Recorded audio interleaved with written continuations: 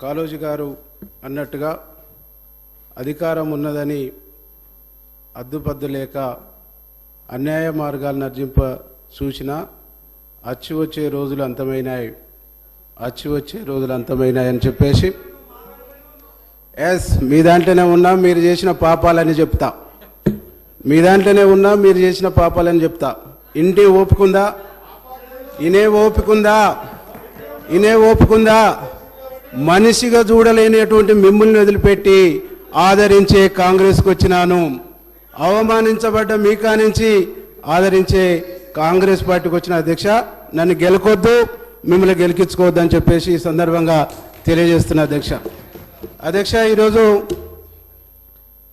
కాళోజీ గారు మాటల్ని ఒకసారి గుర్తు చేస్తూ తెలంగాణలో ప్రజాపాలన, తెలంగాణ ప్రజల ఆకాంక్షకు అనుగుణంగా ప్రభుత్వం ఏర్పడినటువంటి ప్రభుత్వం ఇక్కడ ప్రమాణ స్వీకారం చేస్తుండగానే ప్రగతి భవన్ ముళ్ళ కంచెలు బద్దలై తెలంగాణ వచ్చినాడు ప్రజలు ఎలాంటి స్వేచ్ఛతో ఉన్నారో ఇక్కడ కాంగ్రెస్ ప్రభుత్వం ఏర్పడి గౌరవనీయులు పెద్దలు ముఖ్యమంత్రి రేవంత్ రెడ్డి గారు మంత్రివర్గం ప్రమాణ స్వీకారం చేస్తున్నప్పుడు తెలంగాణ సమాజం అంతా స్వేచ్ఛా వాయుల్ని పీల్చుకుందని సగర్వంగా నేను తెలియజేస్తున్నా అధ్యక్ష. ముఖ్యమంత్రి రేవంత్ రెడ్డి గారి నాయకత్వంలో స్వేచ్ఛా వాయులు పీల్చుకుంటూ ప్రగతి భవన్ బద్దలు కొట్టిని ప్రజాపాలన శ్రీకారం చుట్టిందని సగర్వంగా ఈరోజు మనం మాట్లాడుకోవాల్సినటువంటి అవసరం ఉందని చెప్పేసి సందర్భంగా నేను గుర్తు చేస్తున్నా అధ్యక్ష. ప్రగతి భవన్ ఏ ప్రజల ఆకాంక్షల కోసం నిర్మించబడ్డదని చెప్పారో ఆ ప్రజలకు ప్రవేశం లేనటువంటి సందర్భంలో, ఆ ప్రజలకు ప్రవేశం కరువైనటువంటి పరిస్థితుల్లో తెలంగాణ సాయుధ పోరాటం నుంచి మొదలుకొని అనేక ఉద్యమాలు, అనేక పోరాటాలు ఏ దొరల దోపిడీలకు వ్యతిరేకంగానైతే సాగినాయో ఆ దొరల గడిలలాగా నిర్మించబడి ప్రజలకు దూరమైనటువంటి ప్రగతి భవన్ కాంగ్రెస్ పార్టీ అధికారంలోకి రాగానే ఆ ప్రగతి భవన్ గోడలు బద్దలు కొట్టి ప్రజల సంక్షేమం కోసం జ్యోతిరావు పూలే భవన్గా మార్చి ప్రజలు ఏ సమస్య ఉన్నా, ఏ అంశాన్నైనా స్వేచ్ఛగా పోయి చెప్పుకునేటువంటి ఒక గొప్ప అవకాశాన్ని కాంగ్రెస్ పార్టీ అధికారంలోకి వచ్చినాక కల్పించిందని చెప్పేసి ఈ సందర్భంగా నేను గుర్తు చేస్తా ఉన్నా అధ్యక్ష. అనేక సందర్భాల్లో మాట్లాడుతుంటే చూసినాం. ఆ రోజు ప్రగతి భవన్ కంచె బద్దలవుతున్నప్పుడు ఇది మేమేసింది కాదు, ఫలాను వాళ్ళు వేసిందని చెప్పారు.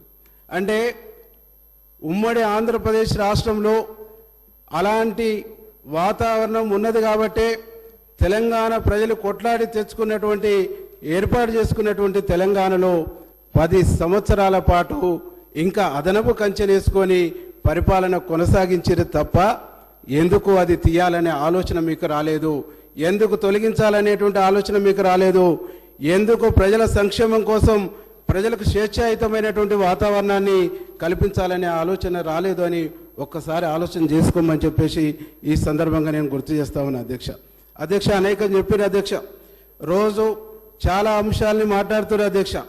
ఈ ప్రభుత్వం ప్రజలు ఎన్నుకున్నటువంటి ప్రభుత్వం, ఈ ప్రభుత్వం ప్రజలు ఏర్పాటు చేసుకున్న, ప్రజలు నిర్మించుకున్నటువంటి ప్రభుత్వం.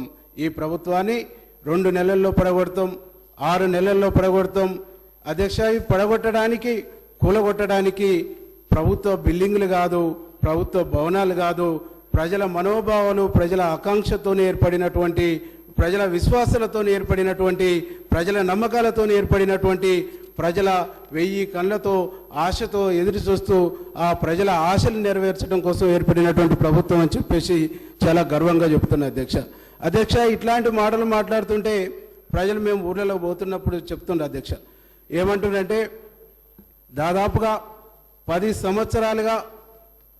సంవత్సరాలుగా వీరు చేసినటువంటి దోపిడీ, వీరు చేసినటువంటి అక్రమాలు, వీరు చేసినటువంటి అన్యాయాలు, వీరు చేసినటువంటి మోసాలు, వీరు చేసినటువంటి అనేక అవకతవకలు ఒక్కొక్కటిగా బయటకు వస్తుంది, ఒక్కొక్కటిగా బయటపడుతుంది. కాబట్టి ప్రజలను మైండ్ని డైవర్ట్ చేయడం కోసం, ప్రజలను తప్పుదారి పట్టించడం కోసం, ప్రజల యొక్క దృష్టిని మళ్లించడం కోసం మాత్రమే ఈ పదాలు వాడుతుర్రు, ఈ పదాలు మాట్లాడుతుర్రు అని చెప్పేసి ప్రజలు చాలా స్పష్టంగా అర్థం చేసుకుంటారు, అర్థమవుతుందని చెప్పేసి ఈ సందర్భంగా మీకు గుర్తు చేస్తా ఉన్నా అధ్యక్ష.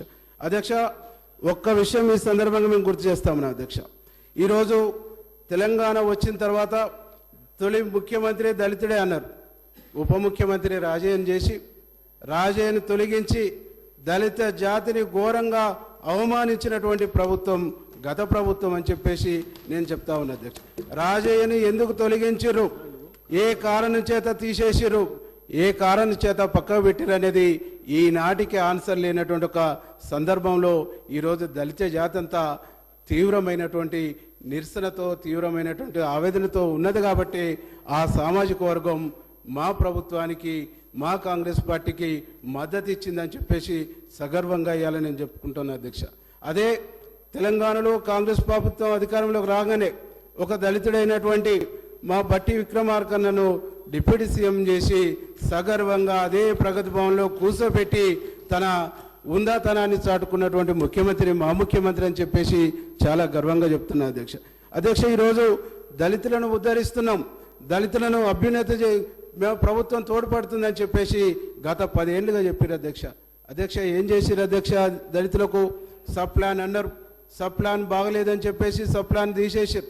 సబ్ ప్లాన్ తీసేసి రకరకాల పేర్లు పెట్టారు. కానీ అధ్యక్ష, నేను ఒక విషయాన్ని ఈ సందర్భంగా మీ ద్వారా సభ దృష్టికి తీసుకొస్తున్నా అధ్యక్ష. గతంలో కాంగ్రెస్ పార్టీ ప్రభుత్వం ఉన్నప్పుడు ఆనాడు Rajasekhara Reddy SC ST sub plan తీసుకొచ్చి అనేక సంక్షేమ కార్యక్రమాలు చేపట్టిండ్రు. ప్రతి గ్రామంలో ప్రతి సంవత్సరము ఎస్సీలకు ఎస్సీ కార్పొరేషన్ లోన్లు వచ్చాయి, బీసీలకు బీసీ కార్పొరేషన్ లోన్లు వచ్చాయి, ఎస్టీలకు ఎస్టీ కార్పొరేషన్ లోన్లు వచ్చాయి.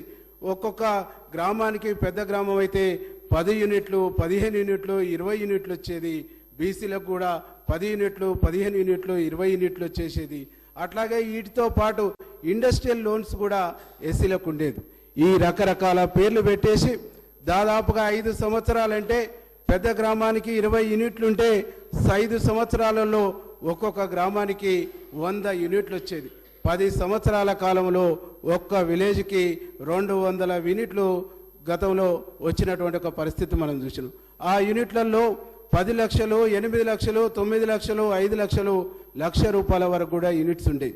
ఇవన్నిటి కూడా తీసేసారు, ఇవన్నిటి కూడా బొందబెట్టేసారు, ఇవన్నిటి కూడా ఖతం చేసేసి దళిత బంధు అనే ఒక ముద్దు పేరు పెట్టేసి కొంతమందికి ఇచ్చేసి ఆ ఇచ్చిన దాంట్లో కూడా రకరకాల అవినీతి, అది నేను చెప్పిన మాట కాదు, అప్పటి ముఖ్యమంత్రి అవినీతి గురించి బయటపెట్టినటువంటి ఒక విషయాన్ని ఈ సందర్భంగా గుర్తు చేస్తున్నారు. అట్లా ఈ విధంగా దళిత జాతిని మోసం చేయడంతో పాటు అనేక రంగాల్ని బీసీలను కూడా మోసం చేశారు. బీసీ కార్పొరేషన్ లోన్లు పోయినాయి, బీసీ ఇండస్ట్రియల్ లోన్స్ పోయినాయి. ఇవన్నీ మోసం చేసినటువంటి ఒక పరిస్థితుల్లో ఈ వర్గాలకు అభ్యున్నతి కలగాలంటే, ఈ వర్గాలకు మేలు జరగాలంటే, ఈ వర్గాలకు న్యాయం జరగాలంటే ఒక కాంగ్రెస్ పార్టీ శ్రీరామ రక్ష అని చెప్పేసి తెలంగాణ సమాజం భావించి ఈరోజు కాంగ్రెస్ను ఆదరించిందని చెప్పేసి సగర్వంగా నేను చెప్తా ఉన్నా అధ్యక్ష. అధ్యక్ష, 2 విషయాలను మనం గుర్తు చేసుకోవాలి. తెలంగాణ ఉద్యమం నడిచిందే నీళ్లు నిధులు నియామకాలు. నీళ్లు నిధులు నియామకాలు అనేటువంటి ట్యాగ్ లైన్తోనే తెలంగాణ ఉద్యమం నడిచింది. నీళ్లు నిధులు నియామకాలు అనేటువంటి ట్యాగ్ లైన్ పూర్తిగా ఎగిరిపోయి, పూర్తిగా కనుమరుగైపోయి ఇలా ఉద్యోగాలు రాక యువత ఆత్మహత్యలు చేసుకునేటువంటి ఒక పరిస్థితి మనం గమనించినాం అధ్యక్ష.